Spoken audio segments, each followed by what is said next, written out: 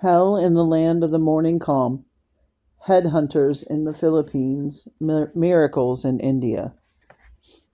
There is a mountain in Chattanooga, Tennessee, which overlooks the city, a mountain called Lookout Mountain.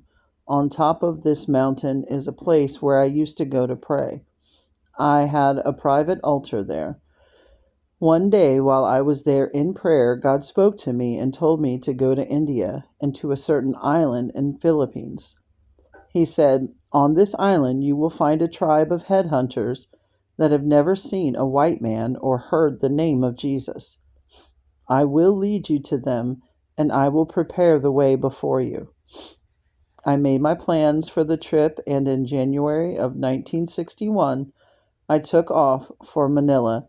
On my first attempt, I couldn't get anyone to go into the interior with me. I needed a guide and an interpreter. Most of the missionaries seemed to feel called to Manila, which is a modern city. I finally found someone to go with me, a native minister who agreed to go along on this trip in search of these headhunters. I had already been told by this native minister, who was originally from the island, that these tribes were dangerous. They had no permanent home, they just lived off the land and raided the villages around them. In this particular section of the Philippines, there was enough game, fruit, and edible things that they could get along without having to do much work.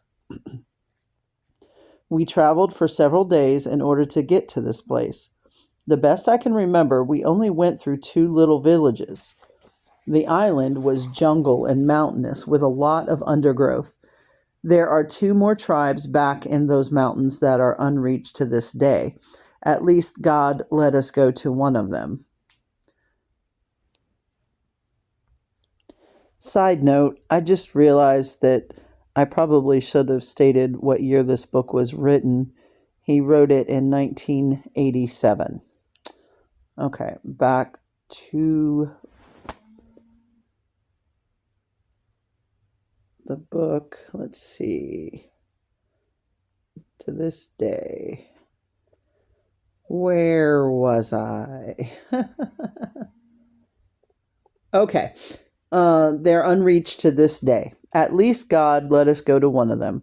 We traveled several days through the jungle, at times the undergrowth so thick we would have had to hack our way through. Occasionally we would see signs of human life. About the third day, we were going along when suddenly I saw a man sitting up in a tree. I spoke to my interpreter and said, "Do you see that man in that tree?" He said, "Yes, I see him, but just keep walking. Act as though you don't see him, and whatever you do, don't get out that camera and point it at him. He doesn't know what it is. Just keep walking." All of them carry long knives. We had not heard nor seen anything else, no sign of life. But suddenly tribesmen just came from every direction and surrounded us. They took us prisoners and took us to a place, evidently their village. They didn't have houses. They just made little lean-to shelters and laid banana leaves and such over the top of them in case it rained. They carried everything they owned with them in a little bag that hung around their neck. Every day they left for the day's hunting or whatever they were going to do. They carried that little bag with them because they might not come back. It appeared that they had been camped in this particular spot for a few days. They had never seen a white man. They were very small people, so I must have looked like a giant to them, even though I am just 5'11". They had seen a few Japanese soldiers during the war, but the Japanese looked much like Filipinos. They tied me and my interpreter to a tree. They pulled our hands behind us, took a certain kind of vine that they wove together, put it around our shoulders and chest, and pulled us to the tree. We had no idea what they were going to do to us. I began immediately to try to assure them that we had come in peace, that we had come to do them good, to bring them good news, to tell them about God, I told them that I was an ambassador of the Lord and that I was God's servant. They didn't seem interested in what I had to say. They had their own religions. There are two things that you will find anywhere you go. You can go to the darkest regions of the Amazon jungle of South America, where the most primitive people live, and you will find a belief in God and gods. They all believe in a God. We had come not to tell them about a God, but to tell them about the God. Sitting there tied to that tree, I started talking to God. I said, God, you sent me over here, and now here I am, a prisoner tied to a tree. It began to get dark. That just made it worse because at least when it was light, I could see what they were doing. Every time I heard a little noise, a little rustle in the bush or the wind in something, the devil would say, there they come. They're sneaking up on you. They're going to kill you.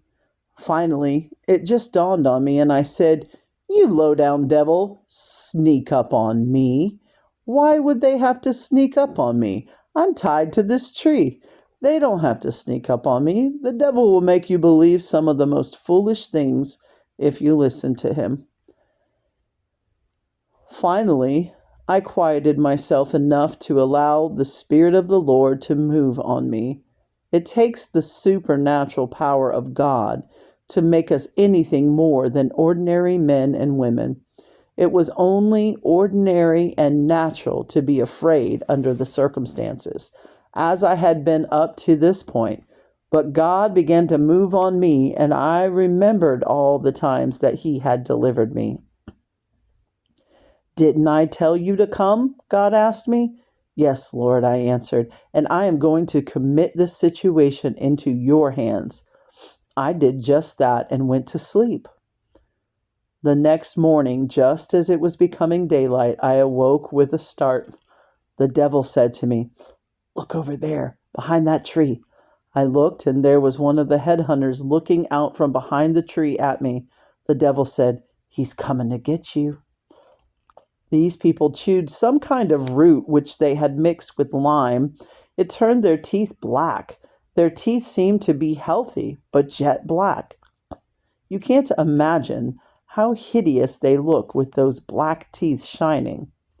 They believed that all civilized people were Christians. They didn't know what Christians were, only that they served some God. This they learned from seeing churches in some of the villages they raided. They believed that if they cut off the heads of these civilized people, put them in a pot, boiled them, and then drank the soup, the knowledge and goodness that was in those people would be imparted to them. The devil said, but they are coming to put your head in the pot.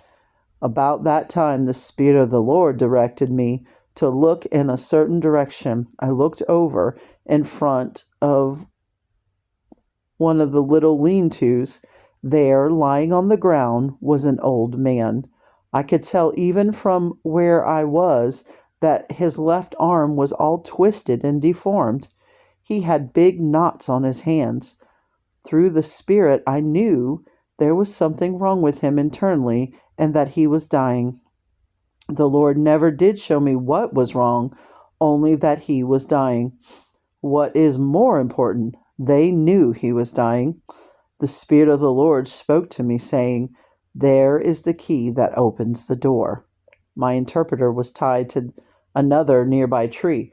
Call some of those people out here, I told him. Tell them that I want to talk to the chief of the tribe. The interpreter had some contact with this tribe and knew enough about these people to know that they did speak the same language. He called them over and told them that I wanted to see the chief. They went after the chief and shortly came back with him. Through my interpreter, I said to them, now I want to prove to you that I am a servant of the living God and that he sent me here. You see the old man lying on the ground over there? He is dying. When the interpreter told them what I said, they looked over at the old man, and the chief acknowledged that they knew the old man was dying. I am going to prove to you that my God is alive and that he sent me here. Let me go and talk to this man for 15 minutes, and my God will heal him." To my surprise, they didn't put up any argument. They cut us loose and said, "All right, come on." As I got closer to him, I realized that he was unconscious, not just asleep. I couldn't talk to him. It was going to have to be my faith. At first, they acted as though they did not want me to touch him, so I called on the Lord. "Lord, what am I going to do? This man is unconscious." "Pray the prayer of faith," the Lord told me. I laid my hands on his head and said, "Now, Lord, you sent me here and you don't have to prove a thing to me, but I want you to prove to these people that you are God by healing this man." The bones began to pop and crack until you could hear them all over the place. His eyes opened wide and he began to open and close his hands and to feel his chest. The others began to chatter, look at one another, and look back at him. I knew their expressions. They were frightened. So I told my interpreter, "Tell them not to be afraid. There is nothing to be afraid of. He is a good God. He is not like the other gods they have been taught about." When the old man realized that he was healed, he got up and started dancing. "This is a custom with a lot of these people," my interpreter explained. "Even those that are civilized, when they want to thank God for something, they do a dance. It probably wouldn't do for some folks to belong to their church. They would be too emotional for them. Not, you never saw a dance such as that man did." That miracle of God opened the door for me to minister to this tribe. I preached Jesus. I did not say one thing against their gods. I just preached Jesus. It is my opinion that that is where a lot of missionaries make a mistake. Jesus said, "If I be lifted up, I will draw all men unto me." I didn't go there to tear down their gods, but to tell them about Jesus. The chief of the tribe gave his heart to Jesus, as did most of the elders of the tribe and many of the people. The old man that was healed turned out to be the uncle of the chief. God had most assuredly prepared the way before me. Before we left, they prepared a feast in our honor. The main course was monkey.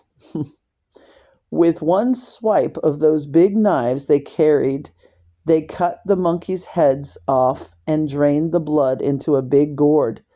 They just ran a stick through them, didn't skin them or anything, and turned them over on a fire to cook them. When they had us all seated for the banquet, they passed the gourd of blood around for us to drink. I got very busy talking to the chief about the time it got to me. It passed, thank God, without anyone seeming to notice that I did not drink any. I knew if any attention was called to it, I would have to drink some. I didn't, however, get by so easily when the monkey was passed around. The longer I chewed it, the bigger it got. I never had anything so hard to swallow as that monkey. When we got ready to leave, they gave us safe conduct out of their territory and sent a group of men along with us just in case we ran into some of the tribesmen who had not heard the news yet and would want to do us harm. As we were making our way through the jungle, we came to a river. It had been raining up in the mountains and the river was up. There were no bridges and no other way we could see to get across. We found a farmer and learned that he had some water buffalo that he was willing to let us use to cross the river. That was quite an experience, riding across a raging river on water buffaloes. God will always make a way if we will do what he tells us to do. I went from the Philippines on to India. I will never forget what happened when I landed in Hyderabad, India. When I got off the plane, I saw a delegation of preachers, their families, and some local believers who had gathered there to meet me. One of the fellows who had invited me to India came out and greeted me. "Brother Plemmons," he said, Some of these folks have been here since about daylight. Could you just come over and speak to them for a little while?" I told him that I would be happy to. I went over and told them how God had spoken to me and told me to come. "I believe there are going to be thousands of people saved, healed, and blessed," I shared with them. There are two supposedly spirit-filled American missionaries in the crowd. Excuse me, there were two supposedly spirit-filled American missionaries in the crowd. They weren't officially going to sponsor or have anything to do with the meeting, but were there because it is always good to see another American. Since there were very few Americans there, they came over to me. "Would you have lunch with us and just talk to us about home?" they asked. I answered that I would be happy to, and they took me to a hotel for lunch. One of the missionaries at lunch had been there 6 years, the other 9. During the course of conversation, one of them said, "Now, Brother Plemmons, we heard what you said down at the airport." The other continued, "I don't want you to be too disappointed. This is India. We feel that if we get a dozen people saved in a year's time, we've had a good year." "Brethren," I answered, I don't know anything about that, but I will tell you one thing. God spoke to me and said thousands, and I believe that it is going to be thousands. It seems to me that I've I have heard tell that T.L. Osborne was here and had somewhere around 100,000 people out. "Oh, yes," they both agreed, "but that is unusual. You know that there are not very many T.L. Osbornes." "I believe that. I don't believe there's another solitary one, but anything that T.L. Osborne can have, or anyone else can have, Dallas Plemmons can have, if he's willing to come God's way and pay the price." We started the meetings and trusted God. I dare you to trust God instead of natural things and see what happens. The very first meeting, God opened a deaf ear and healed a blind woman. The meeting was on. There was no stopping it. The news went out far and wide. People were being healed. Miracles were taking place. They came from every direction. Paki had told me back in North Korean, "Plimson, God has special work for you. You must always walk close to him. He has chosen you." But still, with God touching thousands of people, I was overwhelmed. After the third day, a guard had to be kept at the house where I was staying in order for me to get any rest. I preached 4 hours almost every night, and the people complained when I quit. They were so hungry for God. Every night after preaching for hours, I prayed for people until I dropped from exhaustion. When the people saw that this was not just another religion, that it was real, they wanted to hear more and more. I am ordinarily a very light sleeper. If anything out of the ordinary is going on, I always wake up. We were allowed to stay in a house owned by the Indian government. The government put up these houses all over India so that when their officials were traveling, they will have a place to stay if they can't make it back to a big city. This night, 2 high officials of the Indian government had come by. They were in one side of the house, and 3 fellows from Germany and myself were in the other side, sharing one big room. During the night, a big mob gathered outside the house. We found out later that the disturbance was stirred up by communists. The mob came and stormed the house, throwing rocks at the house and screaming my name. They were shouting and screaming threats. I slept through the whole thing. One of the Germans who spoke pretty good English came over the next morning. "Brother Plemmons," he asked, "weren't you frightened almost out of your wits?" "About what?" I replied. He looked at me very puzzled and said, "What do you mean about what?" "Well, frightened about what?" "That gang, that mob last night." "What mob?" I asked, having no idea what he was asking. By the expression on my face, he could tell that I really didn't know.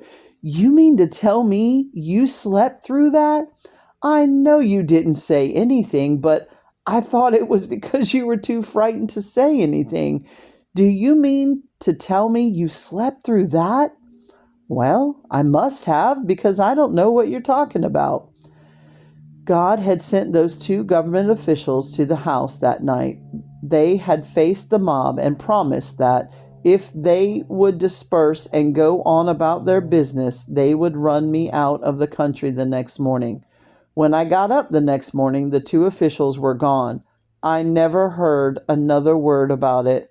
We went right on with the meeting, and the Indian police estimated we had as many as 50,000 people in one night with not another bit of trouble. If God be for us, who or what can be against us? End of chapter 21.